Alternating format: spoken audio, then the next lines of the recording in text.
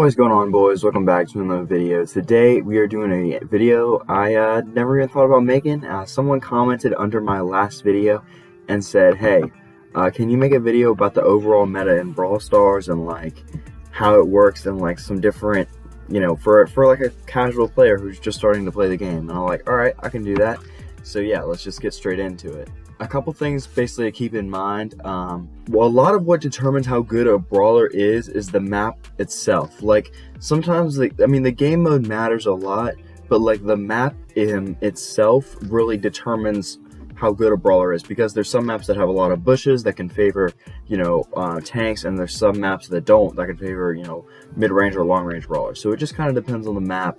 And yeah, that's one thing. Another thing is this: if someone is really good with a brawler or at the game in general, it usually gives them advantage even if you have a better matchup. It's like, let's say you play a brawler that kind of semi-counters another brawler, but that player's really good, or he's really good with that brawler specifically, then your chances are probably going to be about 50-50, because, you know, skill outweighs the meta, in my opinion. If someone's very good, like if I played Spin and I had Lou Hypercharge, he could probably still beat me, right? Because just because, right? He's a very good player. So that is one thing, another thing to keep in mind. And then the last thing to keep in mind is the meta is constantly changing. So if you're watching this in the future, it may not be accurate.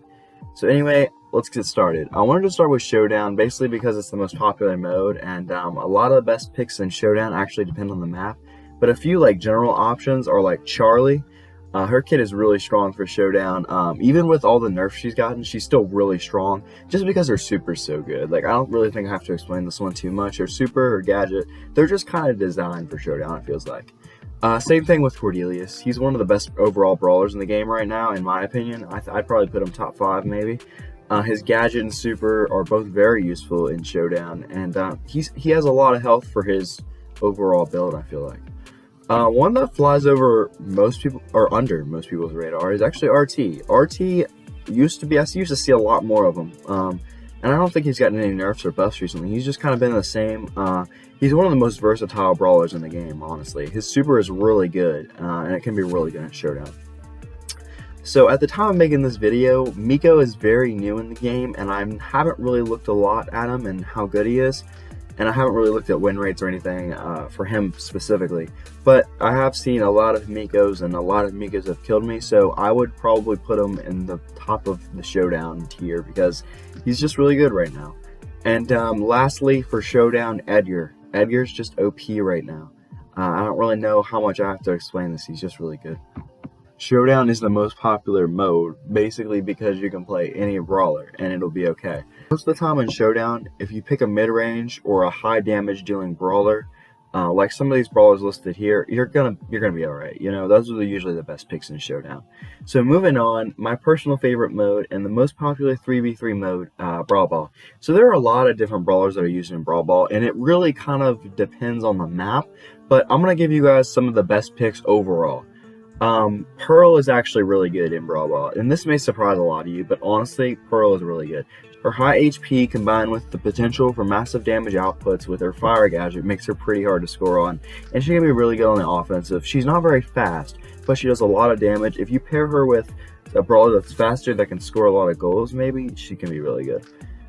Charlie, you may start to see a theme kind of throughout this video of the brawlers that are going to be listed, but Charlie's just really strong even with all her nerfs. She's very good in Brawl Ball. I don't really have to explain that, I feel like. Maisie's obviously really going to be really good in Brawl Ball. Her super probably has the best value in Brawl Ball, just because you can get people clumped up together easier in the goal and stuff. Sandy can get a lot of value in Brawl Ball because people like to run Primos and Rosas in Brawl Ball, and Rosa's actually very strong as well. She didn't make this list, but she can also be used in Brawl Ball. But Sandy can cycle supers off those tanks, and if used correctly, her gadget can actually counter most assassins and also score some cool goals. Last but not least for Brawl Ball is Gale. Gale can be really good in Brawl Ball because a lot of the brawlers that he can kind of counter and stay away from are actually in the meta now, and his kit is very annoying to play against. I mean, you get slowed all the time. His hurricane or whatever, tornado, whatever it is, can stop brawlers from scoring and stuff like that, and can be used to trap brawlers in certain areas. So he's actually really strong in Brawl Ball. So Brawler usually is going to favor brawlers with stuns or slows because you can score or stop someone from scoring, like using them basically. So these brawlers are going to be like Tara, Nita, Buster, like those kind of brawlers are going to thrive in Brawl Ball with their abilities just because they can slow people down and stop them. So nextly, we have the easiest game mode in my opinion, Knockout. So understanding Knockout's really easy. A lot of the time, the same brawlers that are going to be good in one knockout map are usually going to be good in all the knockout maps. Knockout is usually going to favor sharpshooters and throwers, and some of the best options are like Piper, Mandy, Belle, and like Eve. And for throwers, Grom, Tick, Willow, and Barley. I don't really have to explain this too much. I think most of y'all, even newer players, probably know this. And knockout maps are really typically less bushy, and they are more open, basically favoring the longer range brawlers. Next up is my least favorite mode, Gem Grab. Gem Grab basically is all about control. It really depends on the map, but a few brawlers that will typically be good in Gem Grab are Bo. With his damage buff, Bo has become basically one of the best lanes in the game. I can't stress this enough. He's really good right now. And his mons can be very useful for trapping the gem spawn as well. Lou, I don't really think I have to explain this too much. Maybe for you new players, yeah, he's just really good. His hypercharge is OP. Spike. So I want to talk about Spike a little bit because he can be a good pick in pretty much any mode. I think people have said this before, but I'll just say it again. Spike is a really good pick in almost any mode. He can play a lane in almost any mode. I would probably not pick him in Heist just because of how OP some brawlers are in Heist now. But other than that, you're free reign to pick him anywhere. Pam. So a lot of y'all may not expect this just because she's kind of underrated at the moment, but Pam is actually one of the best mids in Gem Grab right now in my opinion, and her super is just broken. Get her super with whatever star power she has, she can't be killed. It's insane. Gale, again, I don't really think I have to explain this one. He's just very good right now. People are underrating him in certain modes. I play him and I barely lose. And then again, Charlie. We've seen her like 10 times in this list already, but her super can make people drop gems, so she's really broken in Gem Grab.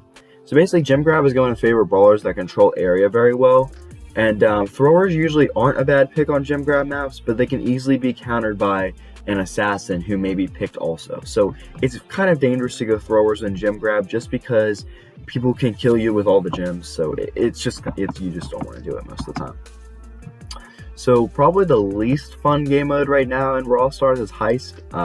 It's really just become a base race, and Hypercharge has made it unplayable in my opinion.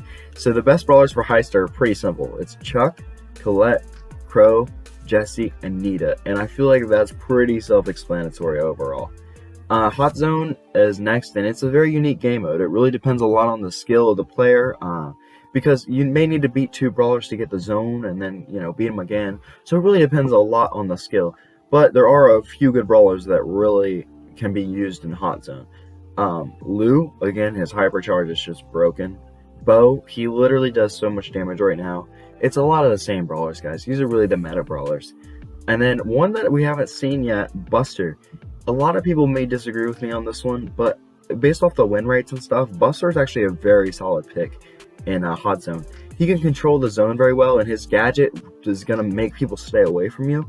So your goal is to just keep a few gadgets throughout the game and just stick in the Hot Zone. It's really not that hard. Edgar, he's really good in almost any game mode right now. He's pretty much a safe pick anywhere. He's like Spike right now, which is kind of crazy to say, but it is true. Fang.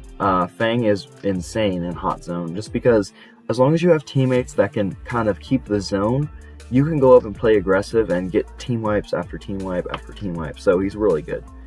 And Pam, again, she's really good in any mode that requires control because her super is so strong. And overall, Hot Zone is usually going to favor the stronger brawlers in the meta because they're most likely to take control of the zone, if that makes sense. So the last 2 modes I kind of grouped in together because they're basically the same thing, and they're kind of also similar to Knockout. So most of the time, the brawlers that are good in Knockout are going to be good in these modes as well. Throwers are usually a little bit better in Bounty and Wipeout than Knockout because they have more lives to deal with. Overall, I think Wipeout and Bounty will favor long-range brawlers as well as throwers, sort of like Knockout does. It's really simple.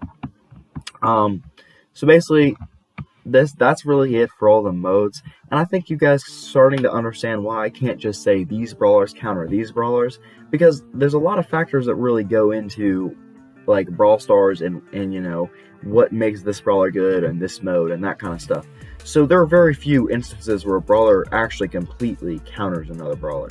So you just learn a lot throughout the game by playing it, you know, and seeing firsthand who you get countered by when you play certain brawlers, and you build up sort of a memory base in your brain. So, but I will tell you guys, as far as like big counters go, this is what my personal opinion is, and I think most people would probably agree with this. So, long-range brawlers typically counter mid-range brawlers and knock out bounty and wipeout. That's pretty self-explanatory, just because the long range can usually outplay the mid-range brawlers. So tanks will typically counter throwers and long-range brawlers in Brawl Ball, especially if they have a way to get close to the brawler, like, you know, Primo's super and stuff like that. So tanks can usually counter those brawlers that are weaker in the short range in Brawl Ball. Assassins have very high skill caps, so a lot of the interactions they have are based on the skill level of that player. Like Stu, Mortis, those kind of brawlers usually depends on how good the player is. And then, as you'll find out, a lot of the counters are basically going to be a case-by-case basis. So, you know, play the game, get used to it. But yeah, as a guide, this is really solid. These brawlers are the ones you've seen a lot of repeats. So yeah, but anyway, that's going to be it for today. Thank you guys for watching this video. I usually don't say this, but I would really appreciate a like on this video. It took me a while, you know, looking through all the numbers and stuff. So yeah, thank you guys.